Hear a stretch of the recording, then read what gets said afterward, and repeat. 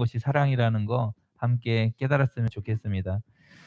말씀을 시작하기 전에 요즘에 참 유행하는 것이 있습니다. 저희 집에서도 많이 볼 수 있는데요. 포켓몬 빵입니다. 포켓몬 빵과 포켓몬 카드가 유행을 하는데, 뉴스를 보니까 포켓몬 빵을 구하려고 대형마트나 이런 큰 슈퍼에 10시 반에 오픈인데 8시 부터 사람들 줄 서 있더라고요. 줄 서 있는 분들 보니까 자녀들 사 주려고, 손주들 갖다 주려고, 그리고 1 인당 하나밖에 구입을 못 하는 거예요, 줄을 서는데.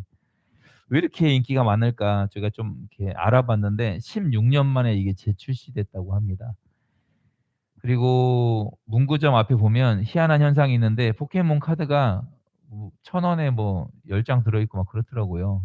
한 장당 100 원이면 살 수 있는데, 자기가 원하는 카드는 갖고 가고 쓸데없는 카드는 거기다 버리고, 빵은 먹지 않고 빵 안에 들어있는 스티커 같은 것들, 그것들을 지금 뭐 모으는데 100 가지가 넘는다고 해요. 그걸 막 모으는데 거래가 되고 있습니다.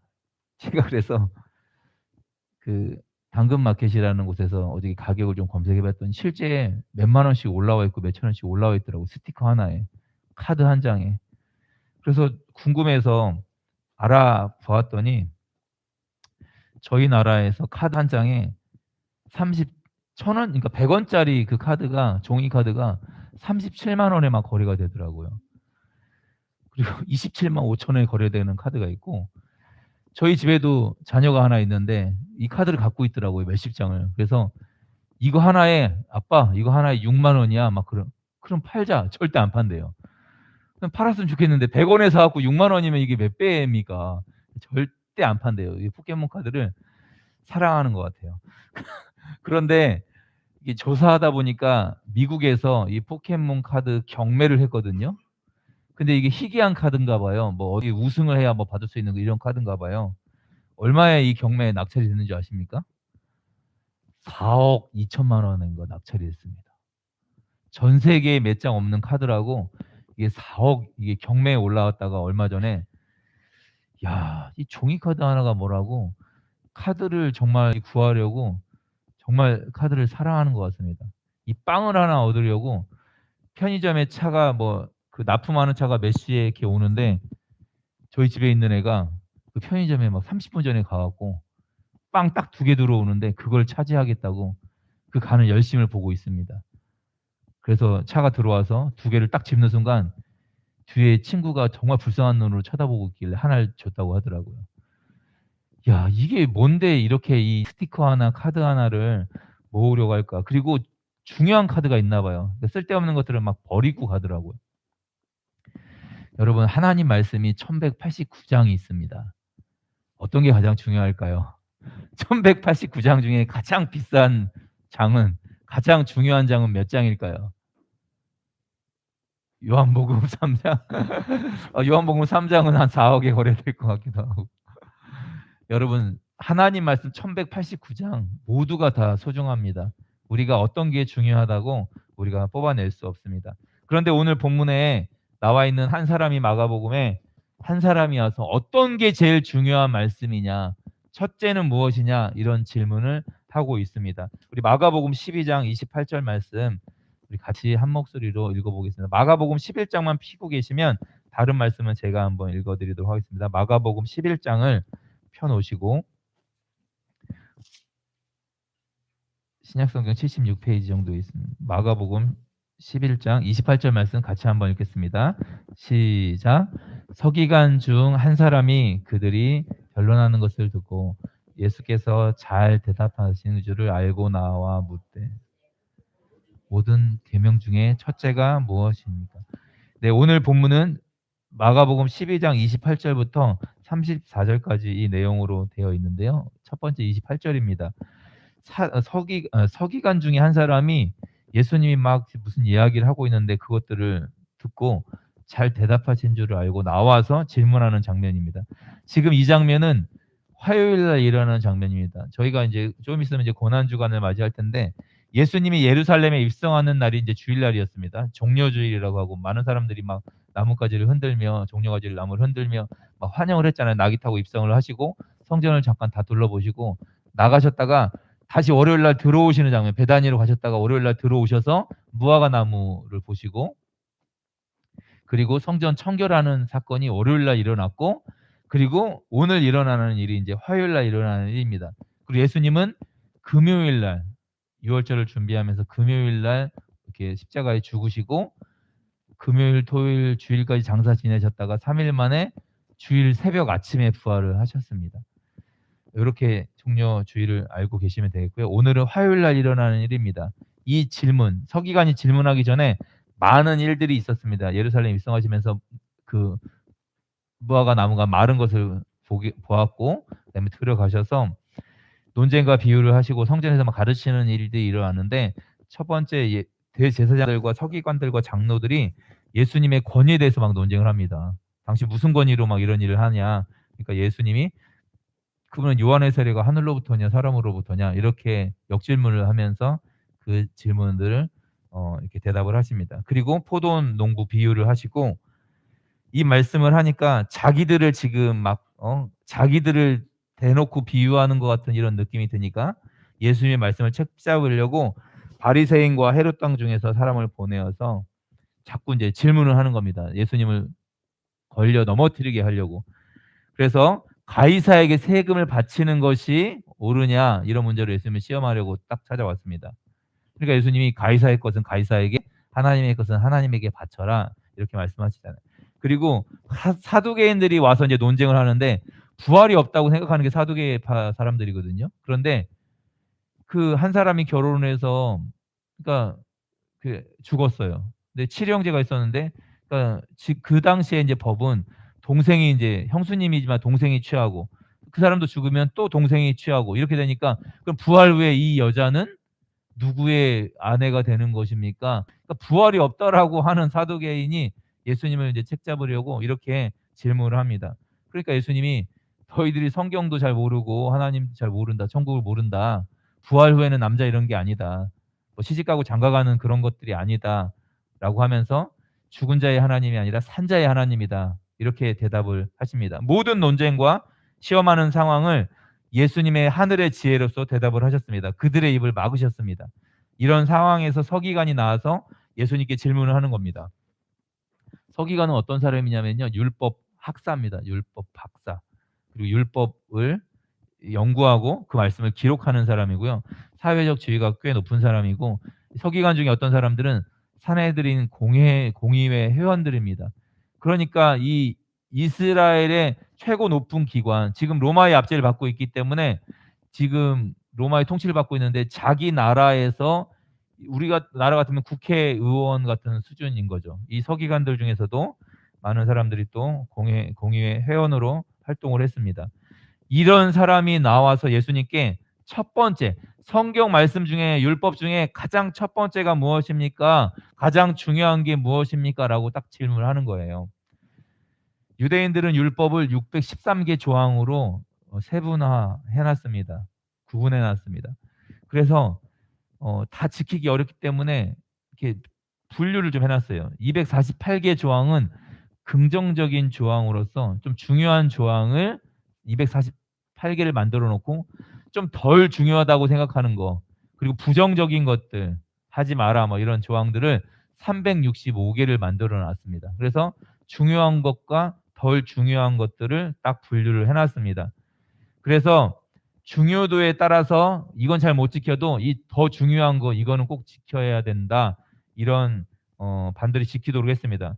그래서 중요한 조항과 덜 중요한 조항을 항상 논란이 있었습니다. 그래서 서기관이 이런 배경에서 지금 질문을 하는 것입니다. 어떤 게 가장 첫 번째 되는 계명입니까? 어떤 게 가장 중요합니까? 이렇게 질문을 하는 것입니다. 지금 이 똑같은 본문이 마태복음에도 누가복음에도 이 병행 본문이 나오는데, 다른 두 복음서에서는 이게 좀 약간 관점이 달라요. 그러니까 마태, 마가, 누가, 요한이 다른 내용이 아니라 이 복음서를, 이 편지를 받는 사람들 대상이 다르기 때문에 유대인들을 향해서 쓸 때는 어떤 표현이 많을까요? 어떤 거를 자꾸 끌고 들어올까요? 마태복음 같은 경우는 유대인을 대상으로 썼기 때문에 구약 성경을 자꾸 이제 끌어 들어오는 거예요. 아브라함과 다윗의 자손 예수 그리스도의 족보다. 그러니까 족보를 잘 알고 있는 유대인들을 향해서 쓸 때는. 그런데 이방인들, 뭐 로마인들을 향해서 쓸 때는 그 로마 사람들의 언어를 좀 활용하려고 하고, 이 구약 성경에 대한 배경이 전혀 없는 사람이기 때문에 그런 사람들을 배려해서 이 복음서를 쓰고 있는 것입니다. 그래서 마가복음에서는요, 지금 이 상황을 굉장히, 오늘 우리가 살펴볼 마가복음은 약간 우호적입니다. 그러니까 막 시험하려고 오는 듯한 그런 뉘앙스가 아닙니다. 관점의 차이가 있기 때문에 이렇게 다르게 표현하고 있습니다. 그래서 이것을 통해서 마가복음에서 알 수 있는 건, 이 사람이, 이 서기관이 개인적으로 예수님께 존경심이 있다. 예수님께 이렇게 막 지금 항의하거나 그 시험하려고 찾아온 것이 아니라, 그 사람은 근데 다른 복음서에서는 시험하려고 온 것처럼 표현되어 있습니다.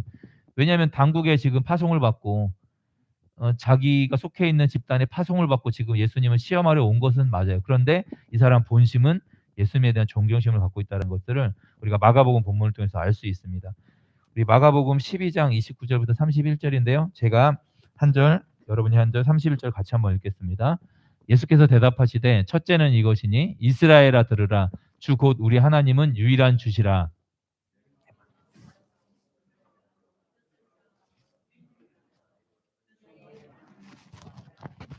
같이 읽겠습니다. 둘째는 이것이니 내 이웃을 내 자신과 같이 사랑하라 하신 것이라. 이보다 더 큰 계명이 없느니라. 아멘. 예수님이 이러면서 첫째 계명과 둘째 계명에 대해서 말씀을 해 주십니다. 첫째는 이것이다. 하나님을 사랑하라. 사랑하는데 어떻게 사랑하라? 마음과 목숨과 뜻과 힘을 다해서 사랑하라. 이건 신명기 6장 4절 5절 말씀을 인용해서 말씀하시는 장면입니다. 전인격적으로 하나님을 사랑하는 것이 신앙의 핵심이다. 가장 첫 번째 되는 것이다. 예수님이 말씀을 하십니다. 하나님은 우리의 존귀와 영광과 찬송을 받으시기에 합당하신 분이십니다. 할렐루야. 그래서 하나님을 사랑하는데 우리 인격적으로 정말 우리의 마음을 다하고 목숨을 다하고 우리의 뜻을 다하고 우리가 의지적으로 또 우리의 힘을 다해서 하나님을 마음껏 예배하고 그분을 사랑하고 그분을 높이는 것입니다. 그래서 그 하나님을 너무너무 사랑하기 때문에 우리에게 구원자로 내어주신 그 구원의 진리, 예수 그리스도의 십자가의 그 복음을 우리가 사랑하게 되어 있습니다. 하나님을 사랑하기 때문에 하나님이 지으신 이 모든 이웃들도 우리가 사랑할 수 있는 것입니다. 그래서 하나님을 사랑하는 것이 율법의 핵심이고 가장 중요한 열매인 것입니다. 하나님에 대한 사랑을 잃었다. 이건 정말 신앙생활의 큰 위기고, 이거는 이런 신앙이 있다면 나 하나님 사랑하는 걸 잘 모르겠어 라는 것은 맛 잃은 소금이고 기름 없는 등불인 것입니다. 요한일서 4장 8절을 말씀해 보면 사랑하지 아니하는 자는 하나님을 알지 못하나니 이는 하나님은 사랑이심이라. 다 들어봐. 하나님 자체가 사랑입니다. 그래서 사랑하지 아니하는 자는 하나님을 알지 못한다. 왜냐하면 하나님은 사랑이기 때문에. 하나님을 알면 그 하나님의 사랑이 우리 마음에 부어지고 그걸 깨달으면 하나님을 사랑하고 자연스럽게 이웃을 사랑하게 되어 있는 것입니다. 레위기 19장 18절 말씀을 찾지 마시고 앞에 화면에도 있으니까 제가 한번 읽어드리겠습니다. 원수를 갚지 말며 동포를 원망하지 말며 내 이웃 사랑하기를 내 자신과 같이 사랑하라. 나는 여호와이니라. 레위기 그 둘째라고 표현한 내 이웃을 내 몸처럼 사랑하라라고 둘째라고 표현한 예수님 이 말씀은 마가복음 12장 31절에 나와 있는 이 말씀은 레위기 19장 18절을 인용한 것입니다. 그래서 랍비들이 있잖아요. 이 예수님의 이 제자 그리고 그 제자들이 중에서 랍비들이 있었는데 유대인 랍비들이 있었는데 이 아키바라는 랍비가 알려진 전승에 의하면 이 이웃을 내 몸처럼 사랑하라 이 본문을 가지고 이렇게 이야기를 했습니다. 이것이 율법을 포괄하는 원칙이다라고 이 랍비가 이야기를 했습니다. 그러니까 이게 다 담겨 있다는 겁니다. 하나님 사랑, 이웃 사랑 여기에 모든 것들이 다 담겨져 있다. 율법을 다 포괄하는, 다 포함시키는 이게 원칙이다라고 이야기하고 있습니다. 첫째, 둘째라고 이렇게 이야기하고 계시는데요. 이건 중요도를 따지는 게 아니라 그냥 순서적으로 예수님이 말씀하신 겁니다. 첫째는 이것이고 둘째는 이것이다. 이게 더 중요하고 저게 더 중요하다. 이런 표현이 아닌 것입니다. 하나님께 대한 사랑의 결과로서 자연스럽게 이웃을 사랑하는 것입니다. 가령 이럴 때가 있어요. 식당에서 들어오자마자 식당 주인이나 누구에게 굉장히 무례하게 행동을 하고 막 식당 주인이 느끼기에 너무 막 상처받을 정도로 무례하게 행동을 하거나 말을 함부로 하거나 막 시키듯이 막 하대하면서 막 "뭐를 갖다 달라." "물티슈 드릴까?" 그러면은 "네. 주세요." 하면 되는데 막 그걸 가지고 막 뭐라고 한다든가 그러면 식당 주인의 입장에서는 참 마음이 아프잖아요. 참 서비스하는 상황이지만 이렇게 주인의 혹은 아르바이트생에게 이렇게 함부로 하는 모습을 보면 주변 사람들이 다 알 정도로 상처를 받을 수 있습니다. 그런데 식사가 딱 나왔는데 딱 두 손을 모으고 간절하게 기도하는 모습을 보면 어떻게 우리의 이웃이 어떻게 느끼겠습니까? '아 교회 다니는 사람이네.' 그러면 그전까지 했던 모든 행동들이 이웃을 사랑하는 것처럼 보이진 않잖아요. 그런데 정말 하나님을 사랑하는 것처럼 막 기도를 하면 그 식당 주인이나 그 주변에 있는 사람이 얼마나 이 가식적으로 보이겠습니까? 그러니까 여러분 우리가 그 성전에서 드려지는 수많은 제사와 그 예배 때 자기의 마음은 하나도 없이 자기의 삶은 하나도 돌이킴이 없이 그저 또 성전에 나가서 제물 바치고 제사 드리는 그 행위만 자꾸 중요했던 이 자들을 예수님이 성전에서 둘러 엎으신 것입니다. 여러분 요한일서 4장 11절 말씀 보면 사랑하는 자들아 하나님이 이같이 우리를 사랑하셨은즉 우리도 서로 사랑하는 것이 마땅하도다. 너가 하나님을 사랑한다면 하나님께 사랑을 받은 건데 하나님이 우리를 이렇게 사랑하시는 걸 알았다면 우리가 이웃을 사랑하는 거, 우리가 형제를 사랑하는 것이 마땅하다라고 이야기하고 있습니다. 여러분, 그러면 정말 하나님을 사랑하는 사람이라면 우리 이웃에 대하여 정말로 사랑하는 마음으로 섬기는 마음으로 행동하지 않겠습니까? 우리가 서로 사랑하고 이웃을 사랑하는 것이 하나님을 기쁘시게 하는 진짜 예배입니다. 이것이 우리의 삶으로 드려지는 예배인 것입니다. 이렇게 예수님이 첫째와 둘째에 대해서 이야기하니까 서기관이 이제 대답을 합니다. 우리 같이 한번 읽어보겠습니다. 마가복음 12장 32절, 33절 말씀은 다 같이 함께 읽어보겠습니다. 시작. 서기관이 이르되 선생님이여 옳소이다. 하나님은 한 분이시요 그 외에 다른 이가 없다 하신 말씀이 참이니이다. 또 마음을 다하고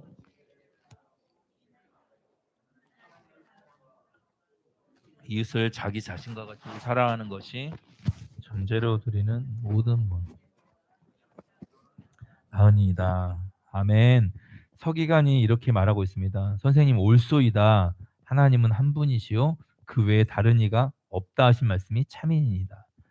그러면서 모든 번제물과 기타 제물보다 하나님을 사랑하는 것이 더 중요하다라고 이야기하고 있습니다.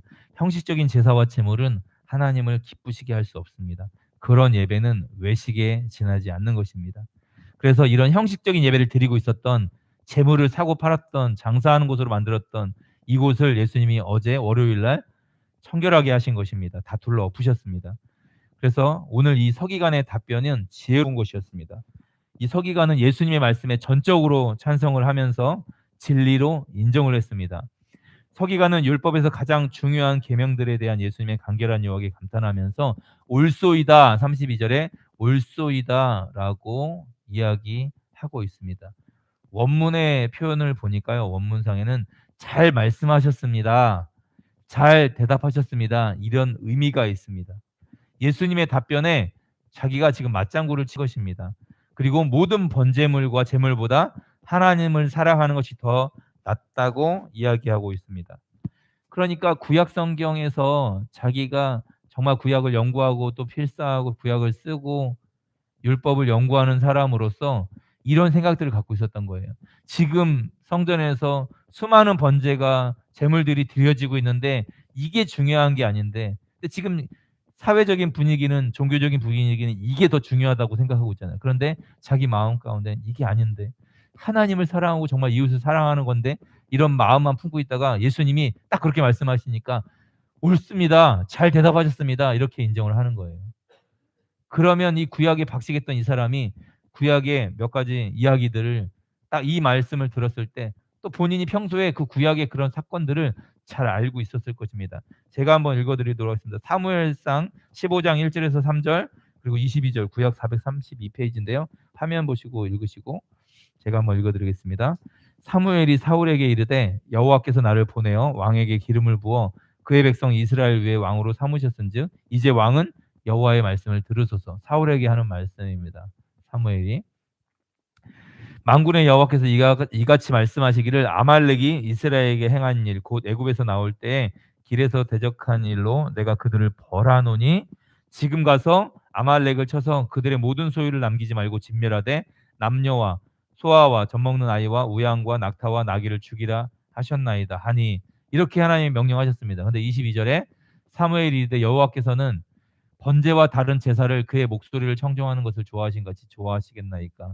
순종이 제사보다 낫고 듣는 것이 수당의 기름보다 나으니 라고 이야기하고 있습니다. 하나님은 아말렉을 내가 벌하겠다. 아말렉을 다 진멸해라 라고 했는데 사무엘이 도착했을 때 소와 양이 막 있는 거예요. 그러니까 이게 왕이시여 이게 무슨 소리입니까? 했더니 다 진멸해 죽이긴 죽였는데 거의 다 죽였는데 소하고 양 중에서 좋은 거 예배드리기 좋은 거 제사하기 좋은 것을 골라놨습니다. 그러니까 목적은 뭐냐면 내가 뭐 먹으려고 하는 게 아니라 예배 드리기 위해서 내가 골라놨습니다 라고 이야기하니까 사무엘이 뭐라고 말하면 여호와께서 그거 좋아하겠습니까? 번제와 다른 제사를 좋아하겠습니까? 지금 하나님 말씀에 순종하지 않은 이 상황을 하나님이 좋아하겠습니까? 그러면서 순종이 제사보다 낫고 그러니까 예배보다 하나님께 순종하는 게 더 중요하다는 거예요. 예배보다 하나님 말씀을 순종하는 것이 더 낫고 듣는 것이 수장의 기름보다 나으니. 그러니까 하나님 말씀을 잘 듣는 것이 어떤 번제나 어떤 제물을 드리는 것보다 우리가 이 예배라고 갖춰진 이 형식 때문에 하나님을 우리가 놓치면 큰일 나는 것입니다. 이 예배라는 틀 안에 갇혀서 이 형식에 갇혀서 하나님이 우리 안에 임재하지 않는다. 하나님을 느끼지 못한다. 이것처럼 비참한 일은 없는 것입니다.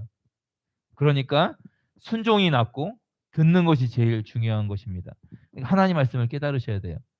하나님의 뜻을 우리가 깨달아야 순종할 수 있는 것입니다. 이스라엘의 첫 번째 왕이었던 사울에게 하신 말씀입니다.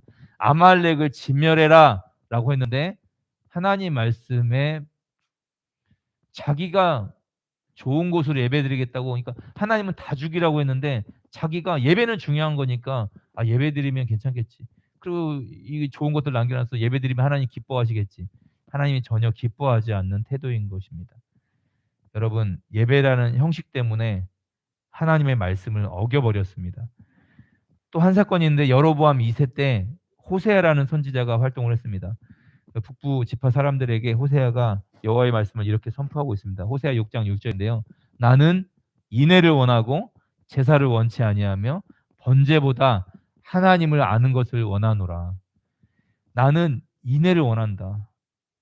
나는 제사를 원하는 게 아니다. 나는 번제를 원하는 게 아니다. 동물들 태워서 이 죄를 없애주는 거 이걸 통해서 하나님을 알기를 원했던 거지 자꾸 이 형식, 번제, 제사 이것들은 아침 저녁으로 드리는데 전혀 마음 없는 하나님은 경험하지 않는 그러니까 번제라는 의미를 정확하게 알았으면 이 양에게 이 소에게 행해지는 이 비둘기에게 행해지는 이 죽음이 나의 죽음이었구나. 이런 나를 살리려고 이런 나를 죄 용서해 주시려고 하나님이 이렇게 이런 제도를 만들어 놓으셨구나.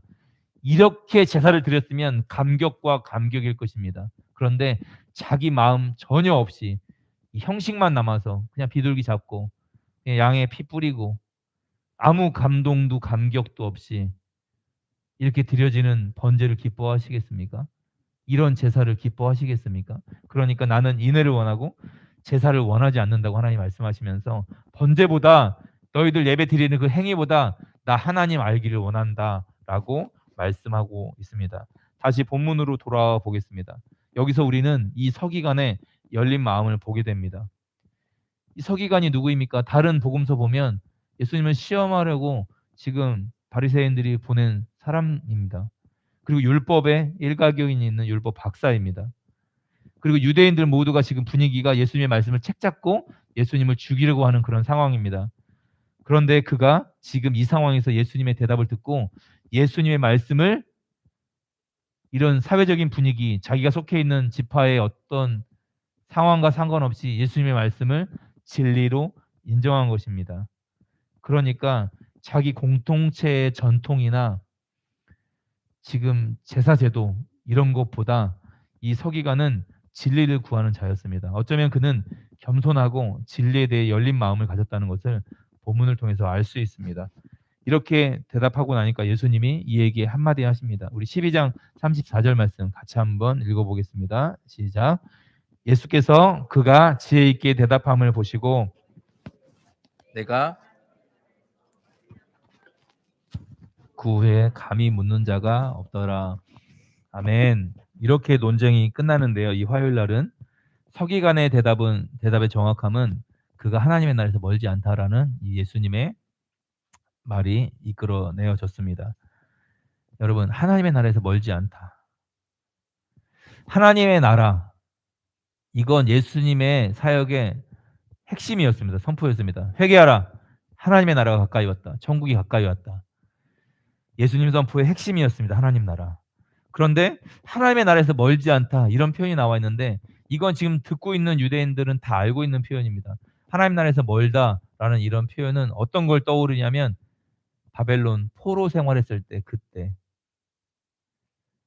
디아스포라, 지금 막 흩어져 있는 유대인들이 막 있잖아요. 그걸 연상시키는 표현입니다. 이사야 57장 19절에 예를 들어 이런 말씀이 있습니다. 먼데 있는 자에게든 가까운 데 있는 자에게든지 평강이 있을지어다. 평강이 있을지어다. 내가 그를 고치리라. 그러니까 가까운 데 있는 자들이든 먼 데 있는 자들이든 내가 고치겠다. 하나님이 이렇게 말씀하셨고, 그리고 신약 성경에 의하면 바로 이러한 상태를 어떻게 표현하고 있냐면 에베소서 2장 13절에 이제는 전에 멀리 있던 너희가 그리스도 예수 안에서 그리스도의 피로 가까워졌느니라. 멀리 있었던 너희가 그리스도의 피로 가까워졌다라고 이렇게 표현하고 있습니다. 예수님이 이 서기관에 대해서 네가 하나님 나라에서 멀지 않다, 너 하나님 나라에 들어간다라고 이렇게 이야기하는 것이 아니라 하나님 나라에서 멀지 않다 이렇게 표현하고 있습니다. 예수님이 십자가에 죽으실 때 강도에게는 오늘 네가 나와 함께 낙원에 있으리다. 너 하나님 나라에 나와 함께 들어갈 거야 라고 이렇게 말씀하셨는데 이 서기관에게는 네가 하나님 나라에 들어갔다라고 이야기하신 게 아니라 네가 하나님 나라에서 멀지 않다 라고 표현하고 있습니다. 여러분, 지금 요게 이제 며칠 안에 일어난 사건인데 그 앞에 10장에 어떤 내용이 나오냐면 예수님이 예루살렘으로 가셔서 부자 청년 한 명을 만납니다.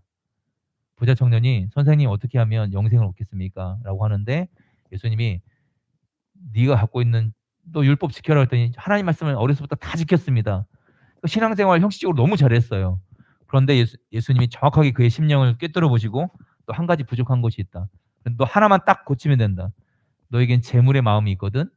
그 재물을 가난한 자에게 다 나눠주고 너는 나를 따르라. 그런데 이 사람이 슬픈 기색을 하며 돌아갑니다. 이 사람에게 하나님 나라는요, 자기가 원하는 거였지만 이 하나님 나라에 가까이 왔잖아요. 지금 답을 다 얻었고 이것만 포기하고 이 하나님 나라 들어가면 되는데 이 사람은 하나님 나라가 아니라 재물에, 세상에 더 마음이 있었습니다. 여러분, 이 서기관은 어떤 게 방해 요소였는지 성경에 기록되어 있지 않습니다. 너 지금 나와 함께 하나님 나라에 있을 거야 이렇게 말씀하신 게 아니라 너 하나님 나라에서 멀지 않다 라고 표현을 했습니다. 나중에 그가 회개했는지 성경은 나와 있지 않습니다. 그런데 우리가 이 본문을 통해서 알 수 있는 건 그가 굉장히 지금 긍정적인 상황이잖아요. 쓸쓸하게 돌아간 게 아니라 지금 굉장히 긍정적인 상황이고 유대인이었고 서기관이었지만 바리새인이었지만 하나님 나라에서 멀지 않다라고 표현을 받을 만한 굉장한 사람이었습니다. 바리새인 중에서는, 서기관 중에서는. 그리고 이 본문을 통해서 우리가 정확하게 우리가 알 수는 없지만 그 사람의 어떤 결론을 우리가 알 수는 없지만 알 수 있는 건 하나님 나라에서 멀지 않다, 너 하나님 나라에 들어왔다 라고 지금 선언하는 분이 누구십니까? 예수 그리스도. 우리에게 너 하나님의 백성이야, 하나님의 자녀야 라고 선포하는 건 우리의 확신이 중요한 게 아니라 예수님이 넌 하나님의 백성이야, 넌 내 거야 라고 말씀하시는 예수님의 말씀이 결론인 것입니다. 너 하나님 나라에서 멀지 않아. 너 전심으로 하나님을 택해. 너 나를 따라와. 이 사람이 나중에 예수님을 따라갔는지 안 따라갔는지 우리는 알 수 없습니다. 그런데 너 하나님 나라에서 멀지 않아. 전부로 부자 청년처럼 되지 마. 전부로 나와. 라고 말씀하고 있습니다. 그리고 뒤에 있는 사건을 보면 우리가 한번 유추해 볼 수 있습니다. 그래서 신앙은 여러분 지식에서 머무는 것이 아니라 실제가 되어야 합니다. 지금 유대인들이 지식적으로 하나님을 우리보다 훨씬 더 이 히브리어 원어를 그냥 자기의 언어로 조국어로 쓰고 있는 사람들입니다. 하나님에 대한 지식은 우리가 상상할 수 없을 만큼 그들이 많습니다. 그런데 그 지식적으로 아는 것과 하나님을 사랑하는 것은 다릅니다. 천국과 지옥을 지식으로 인정하는 것과 내 심령 가운데 천국의 확신을 갖고 있는 건 다른 문제입니다. 모든 사람이 죄인이라는 걸 깨닫는 것과 내가 정말로 하나님 앞에 용서받을 수 없는 죄인이라는 것을 가슴속 절절하게 인정하는 것은 다른 문제입니다. 그냥 다 죄인이지 이건 그냥 알 수 있는 것들입니다. 그런데 내 심령 깊숙이 머리 끝부터 발끝까지 죄인이라고 깨닫는 건 성령이 하시는 일입니다. 우리에게 말씀을 적용시켜서 우리를 하나님께로 인도하시기 위해서 우리가 얼마나 추악한 죄인지를 깨닫게 하는 것. 그래서 하나님의 은혜와 긍휼을 붙들 수 있게 만드는 건 성령이 하시는 일입니다. 여러분 본문을 찾지는 않겠습니까? 그 뒤에 나와 있는 사건이 어떤 사건이 있냐면 마가복음 12장 38절부터 44절까지 내용을 통해서 알 수 있는데요. 서기관의 모습과 가난한 가부의 모습이 나옵니다. 아까 이 서기관이 아니라 외식으로 신앙생활하는 서기관의 모습이 그리고 가난한 한 과부의 모습이 딱 나와 있습니다. 서기관들은 사람들에게 인정받고 높은 자리에 앉히면서 과부의 재산을 삼키는 자들입니다. 이 사람들 부자로 살았는데 과부의 재산을 뜯으면서 부자로 살아갔습니다. 그런데 사람들에게 인정받고 높은 자리에 앉았습니다. 왜냐하면 사회적으로 지위가 높은 사람들이었으니까요. 그리고 그들은 성전에서 길게 기도하는 모습을 사람들에게 보여주는 사람들이었습니다. 그런데 예수님은 외식하는 자들이라고 이야기하고 있습니다. 두 얼굴로 살아가는 자들입니다. 제가 예전에도 복음에 대한 설교를 하면서 가면무도회라고 말씀을 드렸는데 거룩한 척을 하고 사는 거예요. 자기 속에서는 재물과 음란한 것들이 아주 그냥 회칠한 무덤처럼 가득한데 겉으로는 거룩한 옷을 입고 많은 사람들 앞에 길게 기도하면서 가면 무도회를 하고 있는 것입니다. 포장하고 있는 거예요. 집에 가면 이 가면을 벗어버리고 추악한 자기의 원래 모습으로 돌아가고 또 많은 사람들 앞에서는 깨끗한 척, 거룩한 척 하면서 두 얼굴로 살아가는 모습입니다. 그런데 예수님이 그의 받는 판결이 중하다라고 심판을 선언하시고 그런데 한 과부가 성전에 딱 나오는데 두 렙돈을 하나님 앞에 드리는데 이게 자기의 전 재산이었습니다. 자기 생활비 전부를 드렸는데 사실은 두 렙돈은요 정말 작은 가치예요. 노동자 하루 품삯의 128분의 1입니다. 하루 일당이 10만 원, 20만 원이라고 하면 그거의 128분의 1이니까 정말 거의 무가치한 동전인 거예요.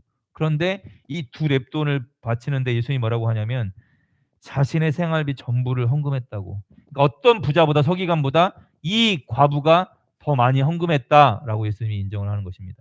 여러분 누가 진정 하나님을 마음을 다하고 목숨을 다하고 뜻을과 힘을 다하여 사랑하는 사람입니까? 길게 기도하는 사람입니까? 많이 헌금하는 사람입니까? 아닙니다. 자신의 생활비 전부를 자신의 생명 전부를 하나님께 드릴 수 있는 이 가난한 가부가 하나님 나라에 합당한 사람이고 정말 하나님을 사랑하는 사람이라고 그 뒤에 있는 사건을 통해서 우리가 알 수 있습니다. 서기관, 너 이런 과부의 삶을 살아야 돼. 어쩌면 서기관이 이 예수님의 말씀을 계속 듣고 있었다면 이 가난한 가부의 이야기를 들었을 것입니다. 여러분, 생활비 전부를 하나님께 드리는 과부의 예배가 진짜 예배였습니다. 하나님을 사랑하는 사람의 모습이었습니다. 예수님이 이런 자를 보여주고 싶었던 것입니다. 여러분 부자 청년 하나님 나라 가고 싶었죠. 그런데 그가 재물의 마음이 있었습니다. 율법은 철저하게 지키는데 하나님 말씀을 철저하게 지키는데 하나님은 전부로 사랑하지 않았습니다. 마음과 목숨과 뜻과 힘을 다해서 이 부자 청년이 하나님을 사랑했다면 이웃을 내 몸처럼 사랑했을 것입니다. 그러면 가진 것을 다 팔아서 나눠주고 주님을 따랐을 것입니다. 그런데 그는 세상으로 물질로 슬픈 기색을 띠며 돌아갔습니다. 집에 자녀가 있는데 포켓몬 카드가 수십 장 있길래 "아들 이거 다 친구들에게 나눠 주고 예수님의 원하는 삶을" 절대 안 된대요. 포켓몬 카드 한 20 몇 장 있는 것 같은데 절대 못 나눠 준대요. "팔자. 이거 6만 원." 절대 안 판대요. 그런데 제가 보기에는 이거 무가치한 거거든요 이거. 종이고. 이거 종이에다 인쇄해 놓은 건데. 그런데 그걸 보면서 부자 청년을 사랑하는 하나님의 마음이 보였어요. 부자 청년에게 "너 이거 포기해. 이거 버려. 네가 살아가는 재물을 버려." 그러면 이 얘기 막 시험 들게 하는 건 줄 알았는데 어떤 복음서에서는 "그를 사랑하사." 이렇게 표현되어 있거든요. 그런데 그가 어떻게 해야 하나님 나라를 갈 수 있는지 정확하게 아시는 예수님께서 "너 그것만 버리면 돼. 또 제발 그거 버려." 그런데 이 사람이 자유의지로 이걸 절대 버리지 않는, 버리길 원하시는데 강제적으로 버리게 하시진 않잖아요. 그런데 그 세상의 재물을 영원한 천국과 영원한 천국이 실제인데 이 사람에게 실제가 아니니까 이거를 세상 재물을 놓지 못하더라고요. 여러분 하나님 나라 가고 싶은 마음은 있었을지라도 그에게는 그것이 전부가 아니었습니다. 재물이 그에게 진짜 전부였습니다. 진짜 가치였습니다. 가난한 가부는 자신의 전부를 하나님께 드릴 만큼 하나님을 사랑하는 사람이었습니다. 부자 청년은 재물을 포기할 수 없었는데 여러분은 혹시 포기할 수 없는 것, 내려놓을 수 없는 것이 있다면 어쩌면 그것이 하나님보다 더 사랑하는 것일 수 있습니다. 이게 우리 신앙생활의 방해 요소일 수 있습니다. 여러분 말씀을 정리하도록 하겠습니다. 여러분 가장 중요한 것은 사랑입니다. 사랑. 정말로 여러분 하나님 사랑하십니까? 그러면 전부로 하나님을 사랑해야 하는 것입니다. 하나님을 사랑하고 이웃을 사랑하는 건 두 가지가 아닙니다. 이것은 자연스러운 하나의 사랑입니다. 하나님을 사랑한다고 표현하고 예배에만 집중하고 우리 삶에서 이웃을 돌아보지 않는 것은 어쩌면 외식일 수 있습니다. 하나님을 사랑한다면 당연히 내 몸처럼 이웃을 사랑하는 것입니다. 그리고 그들을 섬기고 기도하는 것입니다. 그래서 이번 한 주간도 여러분 날마다 주님이 원하시는 그런 예배자로 하나님을 사랑하고 이웃을 사랑하는, 그렇게 기도하고 섬기는 자들로 살아가는 여러분 한 분 한 분이 되기를 주님의 이름으로 축원합니다.